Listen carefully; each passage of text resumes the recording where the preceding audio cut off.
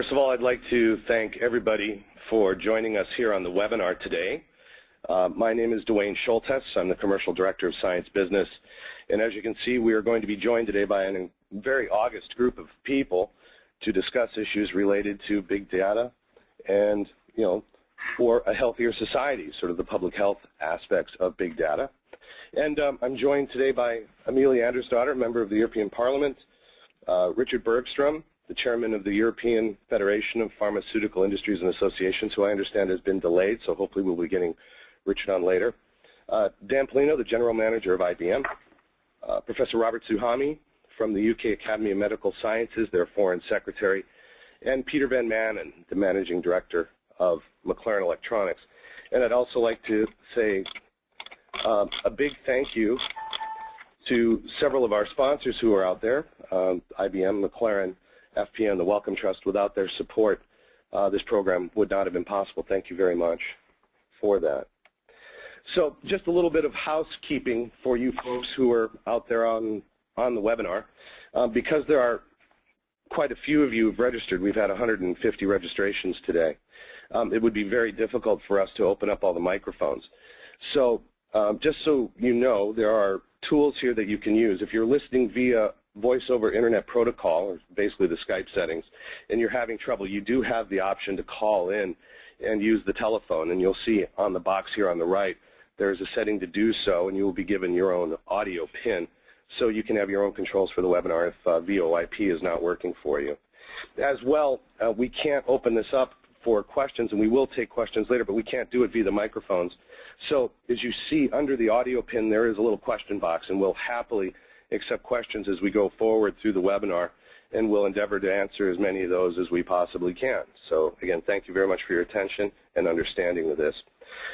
Yesterday there was a really wonderful story that ran in Wired, and the timing couldn't have been any better, about IBM's Watson Analytics platform and the fact that it is aiding medical outcomes and doing really diagnostics at a very high level. And it brought to home the fact that we're going to be moving forward here very rapidly as a society with data analytics and improving public health using data. And it just makes us think and makes us wonder, how are these steps going to progress? What needs to happen in order for this to go forward? Because obviously, I think this is a very positive example of what big data can do in the correct setting to improve society at large. But however, we do need to keep in context and understand that there have been a lot of very public announcements and things that have occurred recently, and this is another story from yesterday, discussing Raytheon's Riot program, and brings home the question of how much is too much, how much data and access, where does that line need to be drawn? And then of course we shouldn't forget that wonderful quote from Eric Schmidt, the CEO of Google, a couple years ago, where he said Google's policy is to walk right up to the creepy line and not cross it. Doesn't necessarily lend one a sense of understanding related to trust, and doesn't do much to help the issue of how do we do better with big data. So today, I guess the big questions are, what is the future? Is it a utopian vision similar to Gene Roddenberry's Starship and Star Trek Federation, or is it a Philip K. Dick dystopian vision? I don't think it's either. Frankly, I think it's somewhere in that white space in the middle between the two, and I think our job today and going forward is to make sure that we do this right and in the right context. So our questions today that hopefully we can get some answers on and illuminate are, how can Europe improve its infrastructure to accommodate big data? How can clinical networks improve patient care across geopolitical boundaries? And analytics and the convergence of health and social care, what exactly does it mean? How can all of these things play in the same space? So obviously, I don't think we'll solve all those problems today. Certainly, we'll probably just scratch the surface. But I'd like to begin, if I can, by bringing in Peter Van Manen from McLaren Electronics. Good afternoon, Peter. Are you there? Hello, Duane. Yes, I'm here. So I've just given a rather quick overview of the situation, and I think it's really fascinating, the work that you folks have been doing at McLaren. And I was just wondering, in answering those three grand challenges, how do you see what you folks have been doing with Birmingham Children's Hospital, and what are you playing into this, and how do you see going forward that we can address these big three grand issues? Okay, well, thanks for that. I think as an opening statement, I would say that in healthcare we've got to do something different if we're going to improve the clinical and economical outcomes. I think that's a very clear statement. We've got to somehow be smarter how we use our doctors and nurses, how we access clinical evidence, best practice, and also how we listen to our patients. And in our small way, up at Birmingham Children's Hospital, we've tried to attack the essence of that problem. I mean, smarter use of data is the critical element, in my view, and we somehow have to make sense of what we see, what we hear, to be able to turn that into intelligence that we can act upon. But in the same way, as you say, we have to do it in a way that is respectful of privacy and security. So it's not a trivial problem. So, you know, Peter, if I can just interject here, can you give us a little bit of an idea of what exactly you've been doing up at Birmingham Children's Hospital? Absolutely. Do you? I have a few slides here, if I can show those. Sure, absolutely.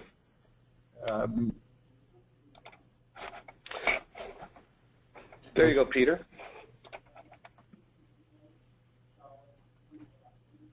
Okay, so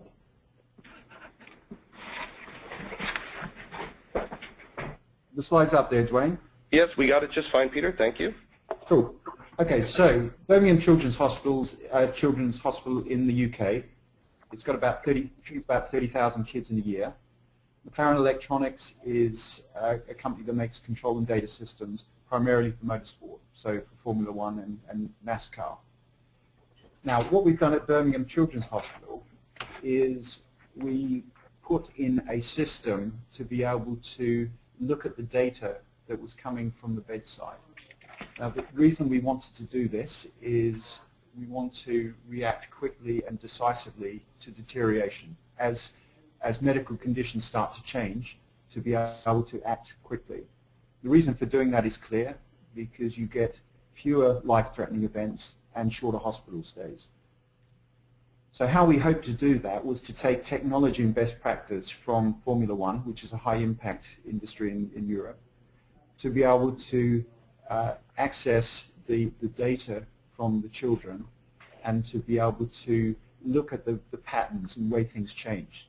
So essentially it was using the patient's physiology to be able to determine who should be treating and where the kids as their conditions started to deteriorate. So in a way it puts us right at the center. And just to put a little bit of tangible context here, one of the things you want to be able to do is to observe life-threatening events before they happen. Now, I've shown a picture at the top there, which is data coming directly from a bedside, a trolley-side instrument in an ambulance, and it's showing heart rate, pulse, and pulse oximetry, or SpO2, for that patient. And this is a 30-minute trace of data. Now, right at the end, on the right-hand side, that is when the child went into cardiac arrest. Now, all of the normal thresholds that you would normally apply to the data told you that there was no problem until the point of cardiac arrest. But as you can see, about 20 minutes before the event, the data started moving around. Looking at those patterns, you would say, actually, something bad is about to happen. And so to prevent a preventable event, the earlier that you can see something, the better. The graph below that shows a couple of lines, which is really trying to identify where the pattern in data starts to change, as the blue line happens some 8 or 10 minutes before the raw data that would show you on the screens that something is happening.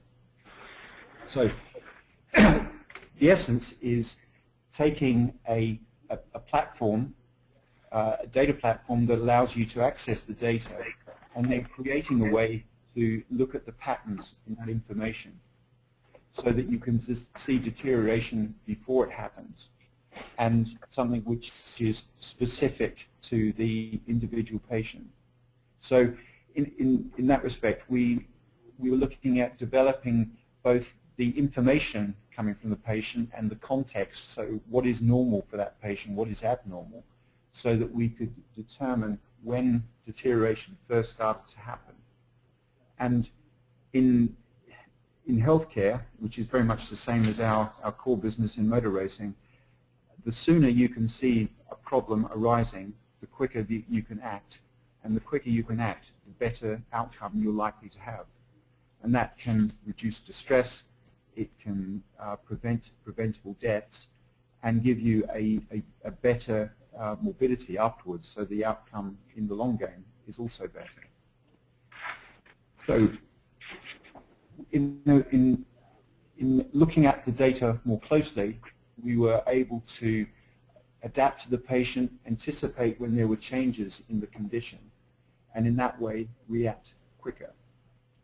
So ultimately that gives you an approach which allows you to look at better ways of delivering care, because the patient becomes the center of healthcare, and by optimizing where you can place the care, nurses, doctors, etc., it allows you to make better use of resources that are available to you. So you end up with a real-time data platform which is scalable, so you can have many individual patients being looked at the same time. You can use the data to be able to do integrity checks to ensure that you guard against false alarms, and you have a system, because it is specific to the patient, it will be usable for children, for adults, for geriatrics. It also means that you establish an approach based on data which isn't restricted to within the walls of a hospital, so you can deploy it beyond the hospital. So what we're really trying to achieve is something which is patient-specific, to make best use of resources, which allows you to look at better, more optimized sort of care approaches to make best use of the resources available. So it's an example which took place over about a year and a half of translating an approach from one industry, which in this case was motor racing, into healthcare, building a clinical approach on top of that, and then deploying it to see how we can best make a difference. Now, Peter, can I just got a question for you. I guess the first thing that comes to my mind, I mean, looking at this and seeing the quality of the results and the fact that it seems to have been a successful trial, I mean, what's the reaction when you, as a technology company, but certainly from a completely other sector, approached the doctors, the practitioners, to say, okay, we're a Formula One company, but we want to move into healthcare? I mean, how was that received? Well, we were very fortunate, because I think you've hit the nail on the head there, Duane. I think a lot of the issues of doing things differently in healthcare, it's the same as any industry.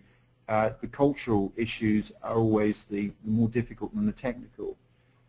We were fortunate that we were working with a hospital who had already introduced a paper-based system for detecting deterioration earlier. So they did that back in 2008.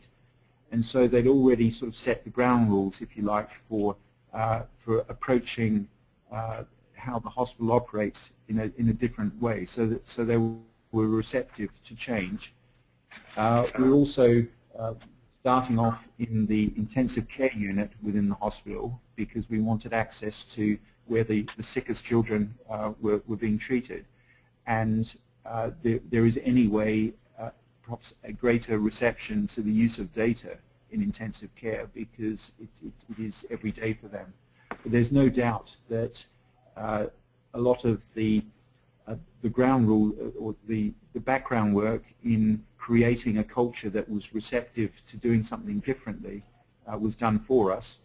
And the fact that in introducing their paper-based system several years ago, they'd already seen immediate benefits in the reduction of cardiac arrests, in the reduction of length of stay in intensive care, they could see that there were benefits, and so they were hungry to go the next step.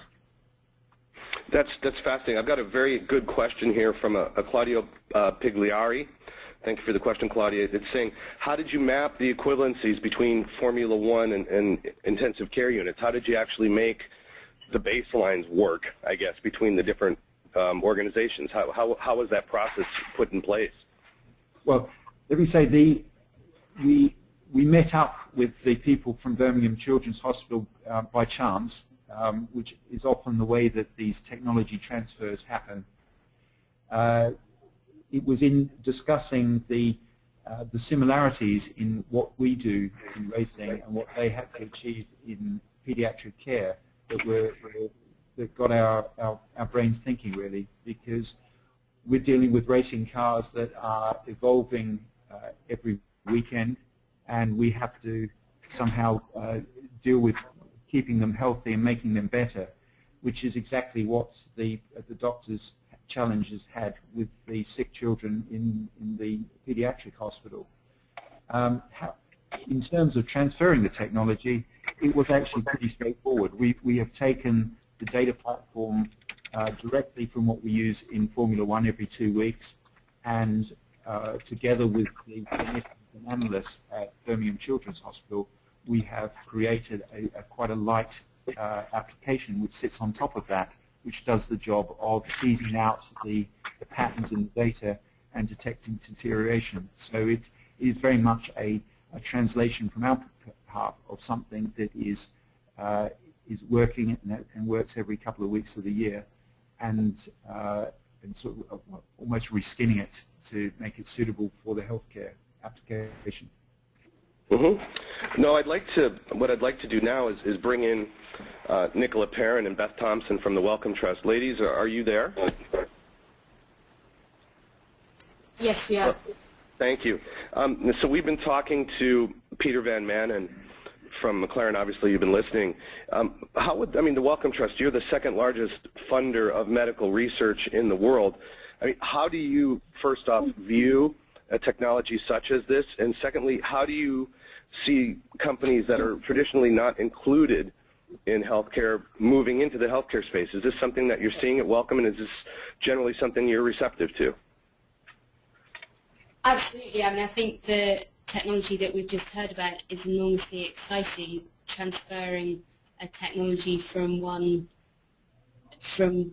sector to something completely different, and that's what the healthcare sector really needs at the moment to try and sort of spread innovation across it and really improve the way we deliver healthcare. So we would be very receptive to the idea of sort of cross-talking between different sectors, and indeed our technology transfer division positively encourages it. And with a lot of these data questions, we recognise that different disciplines and different sectors need to learn from each other, and the expertise in informatics doesn't necessarily rest only with the biomedical professions. From the trust perspective, what we're also particularly interested in is how one can then use data for research purposes as well as for improving healthcare, and it becomes a sort of virtuous circle, hopefully. So, and one of the best examples we have is a real-time clinical information system in Scotland for diabetes patients, and from that they can say at any one moment exactly how many patients there are with diabetes in Scotland. So I think the last time we had a count it was 246,328 patients. I'm sure that's gone up by now. But the really exciting thing about that work is that they can sort of keep learning from that database and improve both diagnosis and treatment. So by targeting patients from the findings, they've been able to have a 40% reduction in amputations and a 43% reduction of people needing laser treatment for eye disease directly resulting from diabetes. And so the information from the data feeds back into clinical practice, and that then leads to more research that then improves clinical practice again. So it's a virtuous circle depending entirely on quality of data. Right. And there's a structure and basis along the lines that Peter's just been talking about. Thank you. Now, so thank you very much. I think the question then of quality data becomes an important one. So Peter, you're generating your own data, correct? What we're doing at the moment is we're getting the data straight from the bedside instruments, so the data which is anywhere recorded. What we're doing is checking the integrity of the data before we present it, and then we are looking at different ways of presenting the information. So we basically teasing out the patterns within that data and making that available in a very easily digestible form to the nurses and doctors. Okay, that's great. Thank you very much, Peter. What I'd like to do now is move forward a little bit and bring in two people who are currently on the line, one of which is Member of Parliament Amelia Andersdotter. Good afternoon, Amelia. Can you hear us okay? Yeah, no problem. Thank you for joining us. Amelia, you're a member of the Swedish Pirate Party who is very active on intellectual property issues as well as being at the forefront on the discussion of next generation technologies. So we've just seen a very practical and tangible example of an IT system that's been cross-platformed and working very well in healthcare. Now, obviously, that's, as Peter mentioned, he's sort of delivering and driving his own data. Now, going forward, obviously, the next big step in this is to start using publicly available data and, other data in partnership with healthcare organizations, national governments, etc. How do you see this debate emerging in the European Parliament, given the Data Protection Directive, and what is your opinion, which may contrast with some of the other opinions that are currently floating around? So when it comes to new technologies and how we deal with data in future societies to get utilities or not, I think what is really obvious in the European Parliament is that there's a clear lack of values. So nobody would deny that you can get benefits out of analyzing data in various contexts, but we do know that it makes people uncertain about themselves and their relations to other people when you deal with a lot of data, even public data, and perform different types of profiling activities or analysis of their behavior or diseases in a way that they have no control over. So what I would like to see from a regulatory and political kind of governance of this is really some kind of consideration. How do you, the balance we need to find is where do we go in and politically say that in order to get a society framework that people feel happy with and comfortable in, what kind of political choices do we have to make? So I don't think that smarter use of data is the only thing that is critical to doctor welfare and nurse welfare, for instance. We could just as well get more nurses. That would also make a lot of people happier. And it's things like this that we are often missing. Right now in the European Parliament we've had very heavy discussions about whether or not almost to have any kind of data protection regulation at all, even though all experiences from the past have kind of indicated that if you have consumer-focused and citizen-focused legislation with regards to consumer protection or even data protection, you get safer and sturdier information systems that are better able to deal with present problems. So, well, more political visions rather than just presenting citizens with something and saying it's a benefit. Like, don't worry, I'm taking care of this. I'm taking all of your data, but I'm trying to take care of you, so it's okay. I think even from the private sector, people should be very carefully considering how to make systems that the citizens will not later be afraid of or feel very uncomfortable with or feel that it's been pushed on them. Because this is very often happening with dealing with big data right now. And it isn't really useful, I would guess, for industry either to suddenly have this vast consumer base or patient base being uncomfortable with the system they find themselves in. Maybe they will end up not wanting to have healthcare at all. And I know also in many European countries they've been very scared of sharing this information with insurance companies. And I think there's at least a couple of movies from the 1990s which deal specifically with the topic of dystopic futures where we get sorted based on our gene heritage, for instance, and insurance company premiums. So, I mean, it's a big issue. It's something we need to consider not only from the commercial perspective, but also actually from the society cohesion perspective. Like, how do we get a society that we want? Thank you. I completely agree, and I think from the standpoint of where we sit here in the Brussels quote-unquote bubble, a lot of the issues, particularly related to quality research, are being dictated by some of the issues being driven by social media. And some of the, shall we say, the sins committed over the last 5 or 10 years, by, some things crossing up to what, to quote Eric Schmidt, that creepy line, and that's not helping the situation at all. I'd like to bring in Robert Souhami right now. Robert, are you with us, sir? Yes, I am indeed. Thank you, Robert. With your role in the UK Academy of Medical Sciences, obviously I think Amelia makes some very, very strong points about consumer protection and data. I mean, from your perspective, how do you see this going from the research side in the UK? Well, I'd like to start off by 2 comments, really. First of all, just to say how much I agree with much of what Mrs. Andersdotter has said.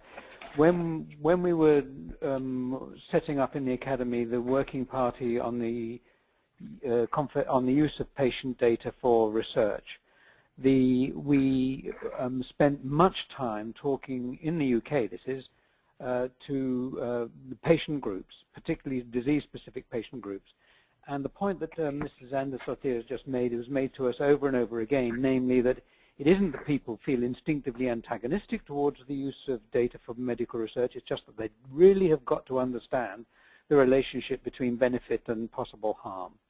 And that value judgment, that is absolutely critical, and there's an enormous amount of work in the UK, and I guess in other countries too, to make it absolutely plain what the uses are and what the protections are. And that is quite different in people's view about medical research from the use of data for example, in supermarkets or petrol stations or whatever. So one's got to be very careful about how one incorporates the views of the public in anything that one does. Now, the other general remark I'd make is that there's a very important distinction about the kind of use of individual data for the use of that individual patient that Mr. Van Manen was just describing. Namely, your data is being used to stop you dying.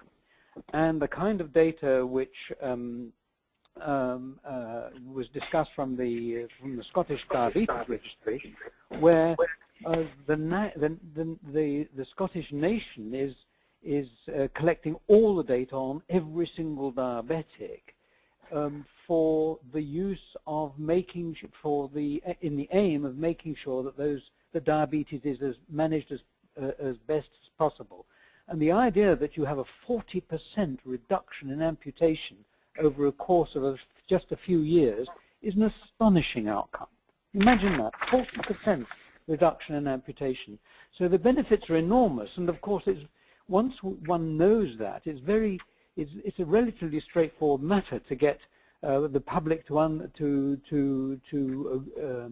be informed about how far they wish to go. Now, I wonder if I could just show very quickly 3 slides. Is that possible? Sure. Of course. Okay. So what I wanted to show here, I don't know whether this has come up on your screen. Yes, it has. Has it? Okay. I wanted to say just something very quickly about the use of personal data for research purposes. That's quite different from what you've heard discussed so far. And the point that I want to make on this slide is that it is actually probably the most powerful method for advancing public health. And I just put here 4 examples. The smoking causes lung cancer, derived through that kind of research. The social determinants of cancer survival, derived through registry research. The fact that minor tranquilizer use is a very potent cause of serious road accidents. The fact that the registers of congenital anomalies have made an enormous difference about the way in which we screen for healthcare in pregnant women. And the registers of cancer have been extremely important in determining survival data. Now, the point there is that when you look at data being used in this kind of context, it's really important wherever you possibly can to get informed consent for the use of personal data. I mean, that's the starting point, clearly. But it's not always possible to do that for reasons which I'll just come to in a moment. But if it's not possible to get personal informed consent, then you need to anonymize data, and there are methods for doing that. But there again, there is a problem, and the potential problem, that although you can often use anonymized data, if you remove every single identifier, then actually, from a research point of view, for studying what's going on in society, you've actually destroyed the data. You can't get any result from that. No, Robert, Robert, can I just interject here and ask you a quick question then? Yes. What about the current proposal of the right to be forgotten? I mean, how does that apply in this space? So, I mean, let's say the sort of the diametric opposite of informed consent, sort of, informed removal. I mean, how would that impact medical records?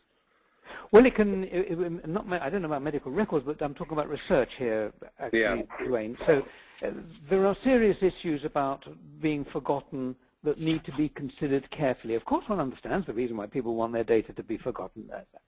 That's quite clear. But if you wanted to say follow up data longitudinally, then there is a real issue there. So that, for example, if you want to know what the long-term consequences of exposure to drugs in pregnancy is, then those consequences in terms of abnormalities of cardiac or other kinds of function may only appear after 20 or 30 years. Do you see my point? Right. And so consequently, if data are selectively lost, what you lose is the possibility of determining long-term adverse outcomes of interventions. Now let me then. Sorry, go ahead, Robert. Go ahead, sir. No, well, I think it's a fairly obvious point. So that although the right to be forgotten is not a right that you can possibly ignore, is absolutely basic and fundamental, in research terms, one's got to make out an argument about the judicious application of that and what it is that one wishes to do. Well, Robert, I'd like to go back to Amelia now and say, Amelia, so what is the current situation with the discussion in the Parliament about the right to be forgotten as it relates to research? How are these discussions going on? Obviously, we don't know on the outside. Could you give us just sort of an overview of how these things are progressing internally? Well, I mean, we're under very heavy lobbying in the European Parliament, so, and especially American tech industry has been lobbying us very, very hard.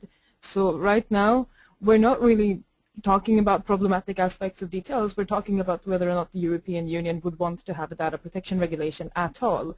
And right. It's not looking very clear. It's not very clear to me at this time that a lot of the deputies understand the difference between having a regulation which protects data and the regulation which doesn't.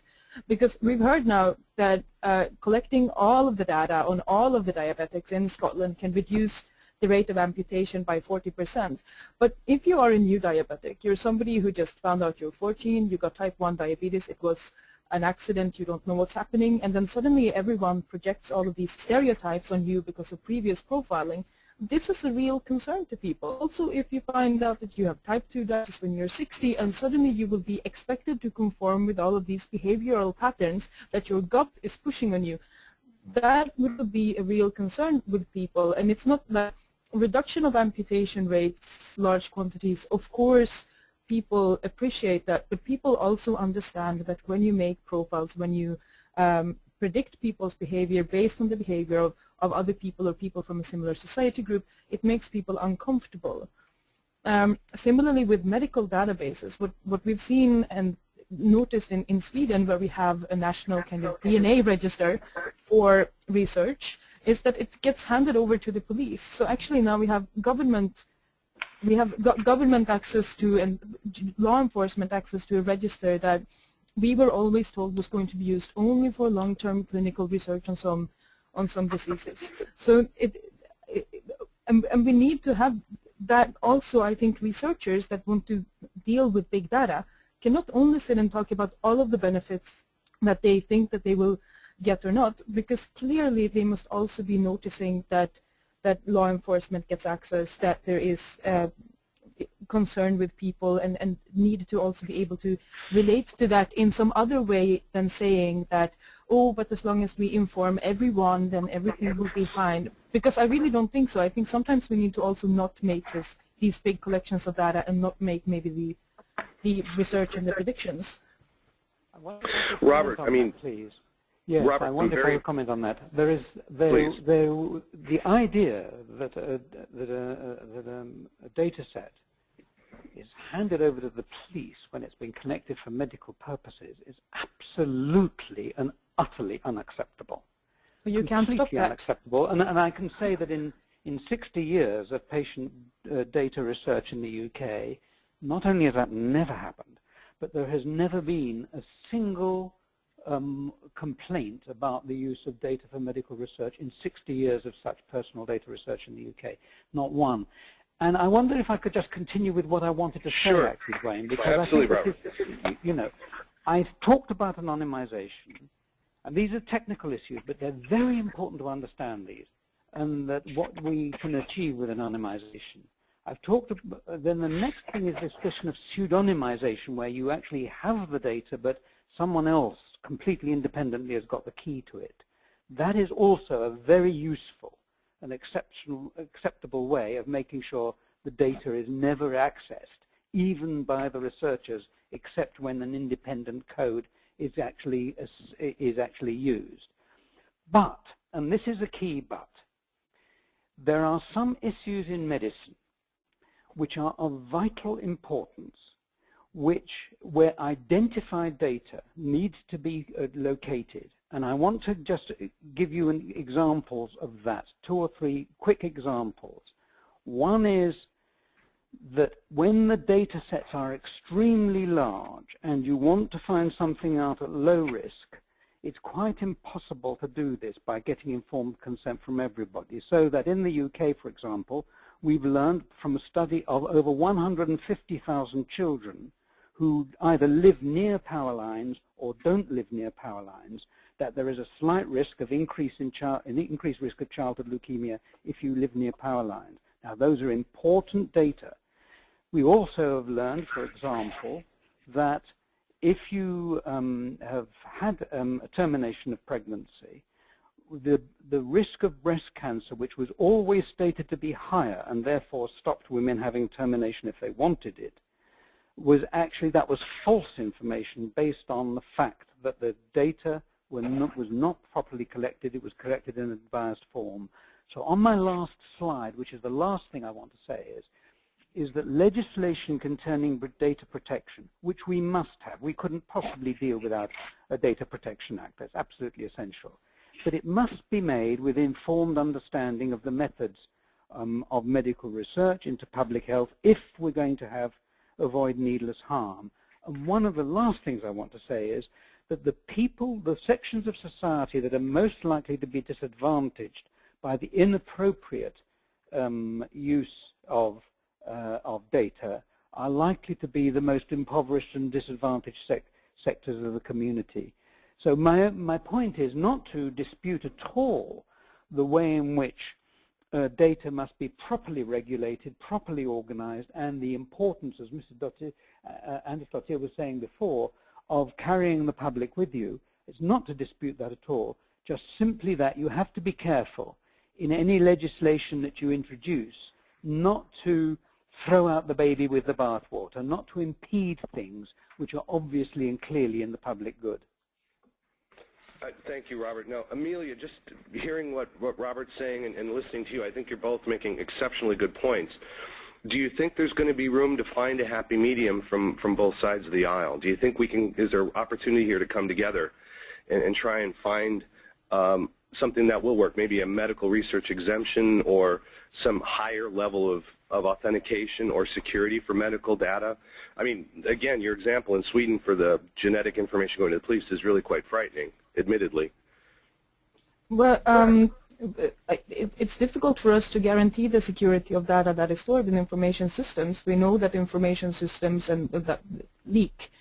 So it would be difficult to move it that way. But we do have exceptions for research in the data protection regulation already, only they're safeguarded with things like public interest, which means that probably it would be more difficult to run a very large database only for a commercial purpose. But also when you look at what makes people uncertain or unhappy with big data collection in medical research, it would be things like law enforcement, for instance, is a big concern to a lot of people. Also that there are opportunities to participate on equal terms with other people on the market because of the policies of an insurance company based on some analysis of some data set over which you have no control. That would also be a big concern to people. But these research exceptions already exist.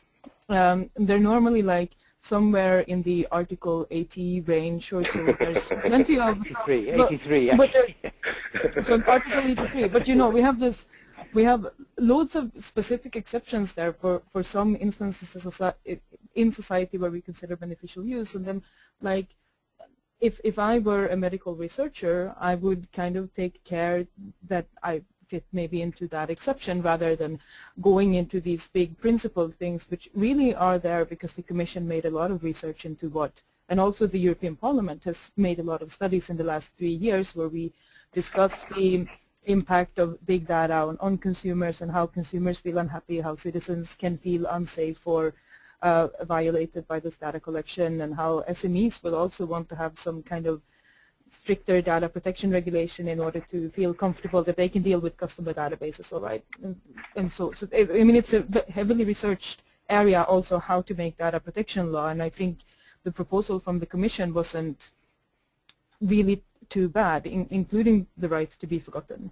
And I think we also can see it as a given that we'll be able to do all of these super huge population-wide studies all the time. All research doesn't necessarily have to be always good. Okay, thank you very much. I think, could I make a comment on that too? That I think that that's absolutely right. That the current proposals for the data protection regulation, the draft proposals, have a lot of very, very good things in them. Very good things in them. There are still some very important details to be discussed about some of the sort of subordinate clauses of the regulations. But the fact is that the data protection regulations have got a lot of good things and is fully cognizant of research needs, as we've just heard.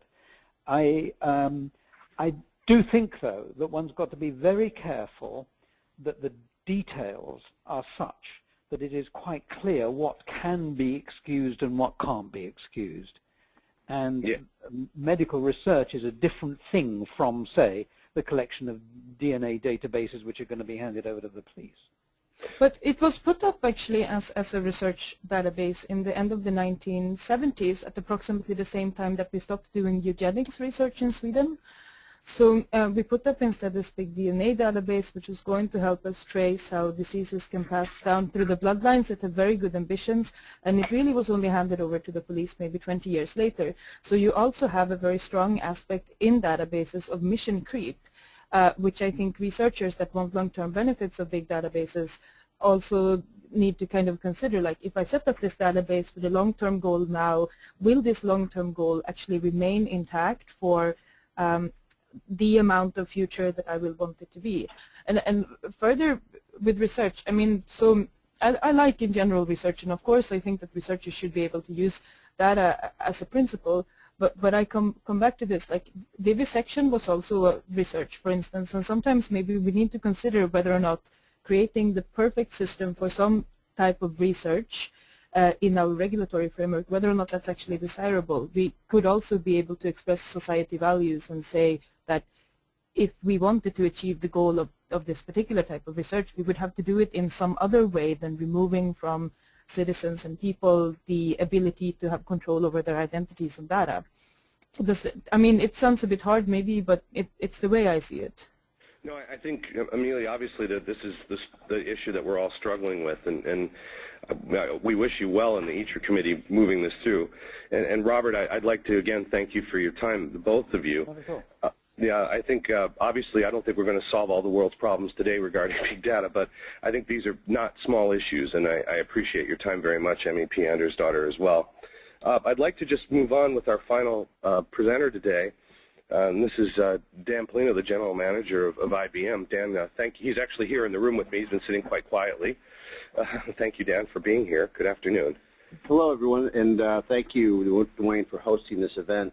I'd like to maybe answer some of the questions that were posed to the earlier panelists and maybe do it across a time frame for a call to action.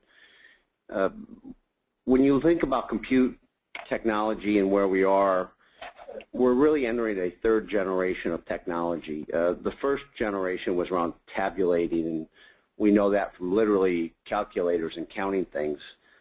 That generation of compute technology ran into the 50s and 60s, and then with the mainframe coming of existence in that time frame, we moved into applied logic. And we all know that through applications. Many of us today on our iPhone and our laptops, we run those applications. And that was really justified by scaling humans, ERP systems, logistics systems, inventory. Many of you that started in the computer industry learned Glapper and Bicarsa. Glapper, general ledger, accounts payroll, payables, etc. And then Bicarsa, billing, inventory control, sales analysis, etc. In my case, Pascal and Fortran. There you go. Exactly. So those are the languages that you used. Yes. So now we're starting to see this new cognitive era. And this Watson technology that Duane was kind enough to call out earlier, the ability to, in the game show Jeopardy, you may have seen Watson play, to go against 200 million pages of data within 3 seconds and come back with a level of evidence and confidence signals that there's a change that's happening for us. And this signals the third generation now of compute technology. Now, why is this important to us? It's important to us because 90% of the world's data has been created in the last 2 years. 80% of the world's data today is unstructured, requiring natural language processing, semantic processing. And 20% of the data systems today are leveraged to a very small amount. 1 in 2 business leaders don't have access to the data. When you look at physicians, the studies show that physicians only spend 5 hours per month looking at new information, and medical data doubles every 5 years. So if we're really interested in changing cost, quality, and access and being able to look with evidence and confidence on big data, I think there is this call to action that's important for us to be able to understand. And the rules are different today than they were yesterday. Now, being a motor racing fan, I have to comment on Peter's presentation. And some of you asked, and Duane asked the question, you know, what instincts have you learned through being in motor racing and applying them into medicine? Now, some of you may be familiar with a leading medical school in the world, Harvard Medical School. In May 26, 2011, in the commencement address, Dr. Atul Gawande spoke about from cowboys to pit crews. So, Peter, you may want to call up this article. You could actually pull it up on Google if you were to call up cowboys and pit crews. And what it talks about is the idea that we need medicine, healthcare, information to be like pit crews. And we are the race car, the colors of our car. I remember seeing, you know, Peter, the Mercedes that you all used to support in Formula One.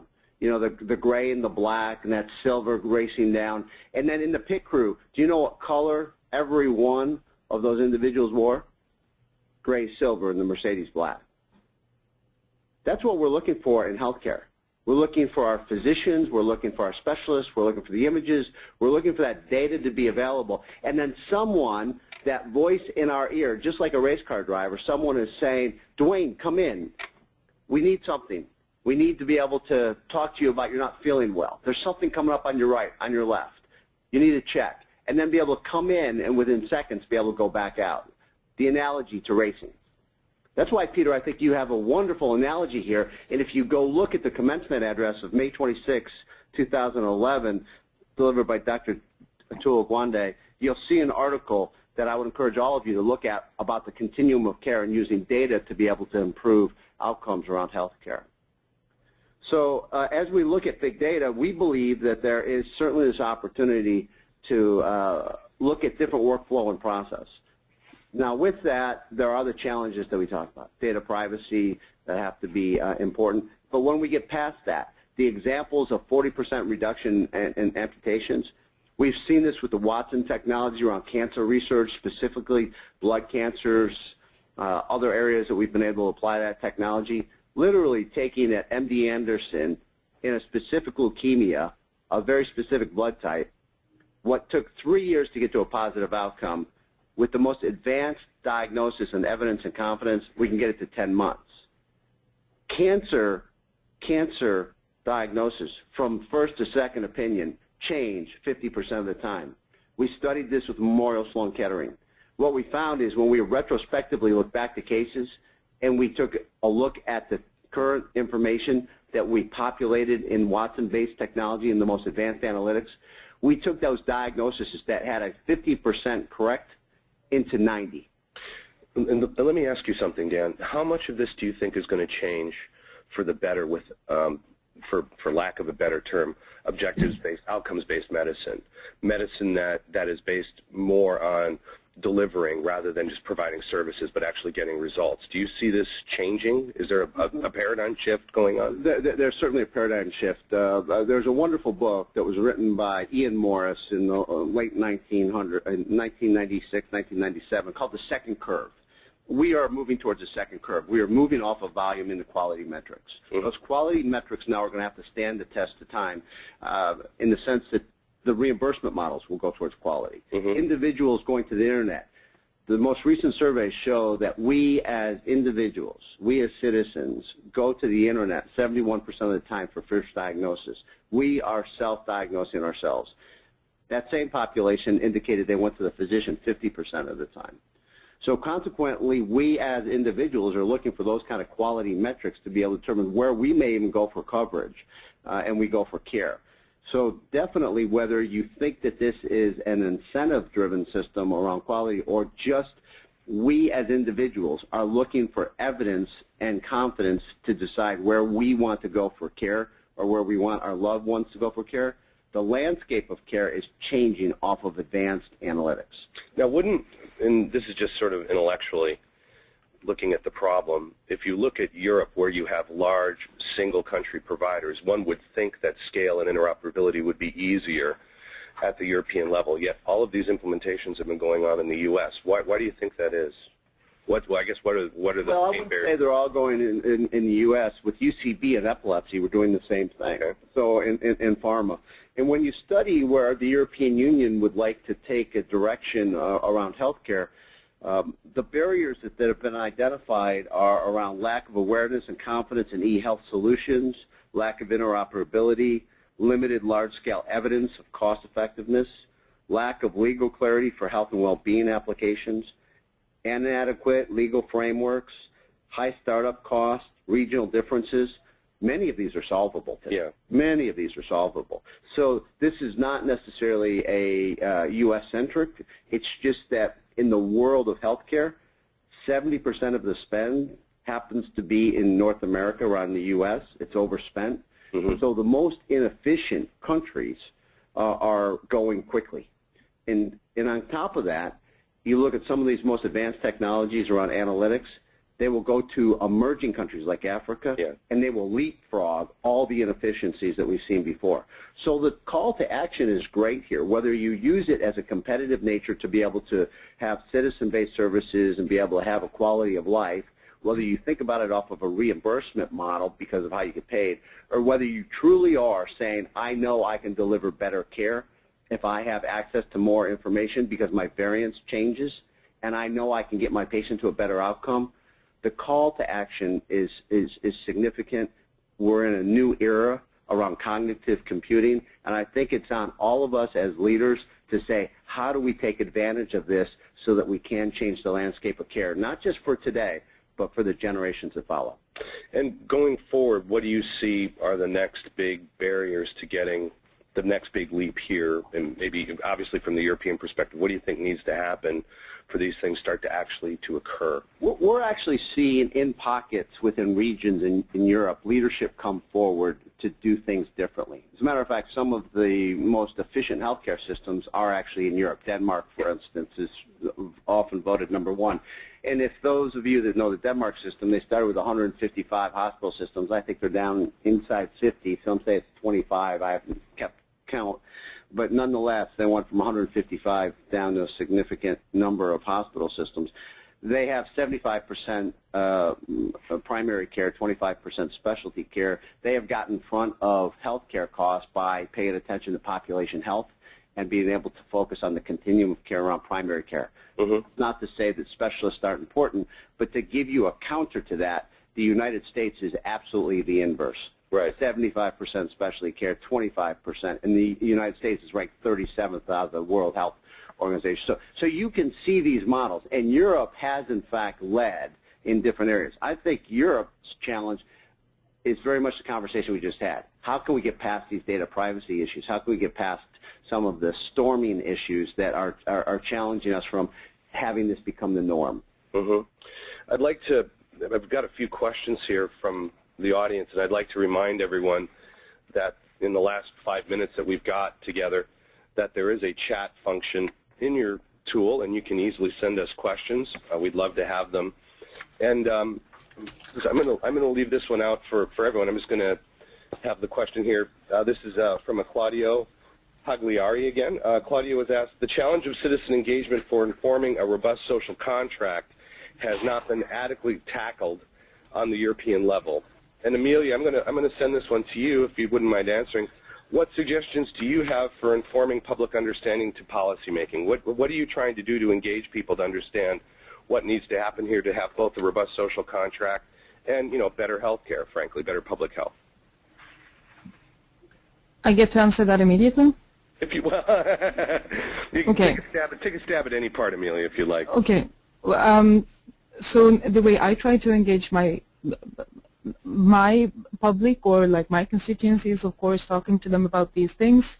I think very often what I encounter with speaking with normal people about information society topics at large, not just in how we deal with big data, but also the other big issues that my party deals with, like copyright issues and also innovation policies and patents and intellectual property rights overall, is that people feel like there's a big disconnect between the political layers and the people, in that we as politicians or political institutions appear unable to express a value base for how to deal with all of these new technologies. And I thought about this when I was listening to Peter van Manen, that when he talks about the differences between the US and the EU, actually the vast majority of things that he addresses aren't really differences in data protection legislation at all. They're differences in company law or the existence of venture capitalists, or it could be different types of administrative measures for startups in member states in the European Union that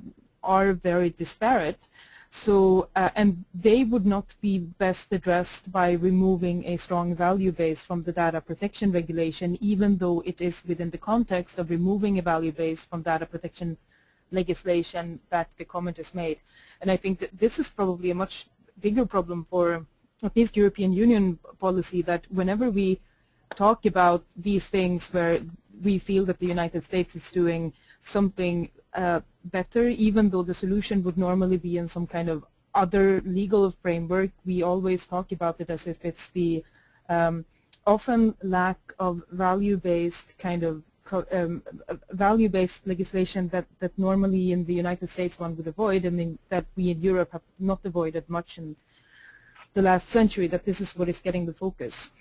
Because the way that I perceive the United States in terms of data protection is, for instance, that they aren't very good at taking political responsibility for the kind of social construct of society, and that many people in the US therefore also feel incredibly left out and powerless in the face of their political institutions. And I would not want to have that feeling cultivated in the European Union also. Let me move on. Let me bring in Nicola and Beth from the Wellcome Trust, as well as Robert. Nicola and Beth, I mean, Amelia's made some very valid points. How do you see this from the UK research perspective? How do you see this? You know, obviously Watson's program is high value, and it's an exceptionally great opportunity to improve healthcare. The same could be said for what Peter Van Manen's been doing with McLaren at Birmingham Children's Hospital. How do you see squaring the circle with regards to public engagement in government? How are you moving forward in the UK?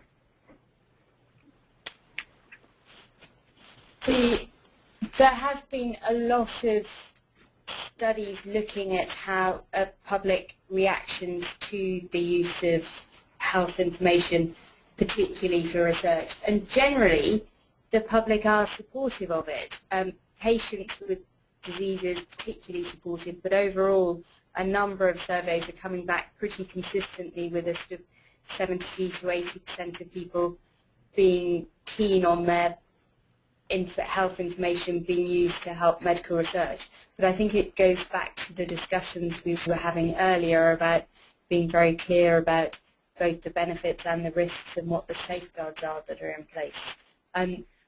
The NHS Constitution, there's just been a consultation and plans to amend that to really clarify how data can be used. And it wouldn't change the legal basis at all, but it would be much more upfront about what type of data, whether anonymized or identifiable or de-identified, could be used at what stage. But there needs to be much more in the way of raising awareness about that. It's not enough just to do the Constitution. There needs to be much more in the way of active program raise awareness, so that, as Amelia Andersdotter was saying, that is public confidence and trust in what's happening, and just a better understanding of how medical information is used, both for research and even being clinical teams.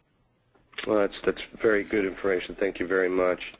I'd like to just finally close with Dan Pelino here. What do you think, 5 years, 10 years from now, what do you see is the future? What do you think someone who's ill will be doing? How do you see the future delivery of healthcare evolving with platforms such as yourself and McLaren?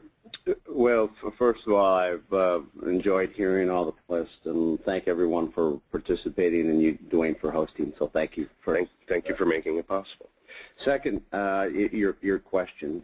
First of all, I believe all of us will be engaged more because the information will be more readily available to us.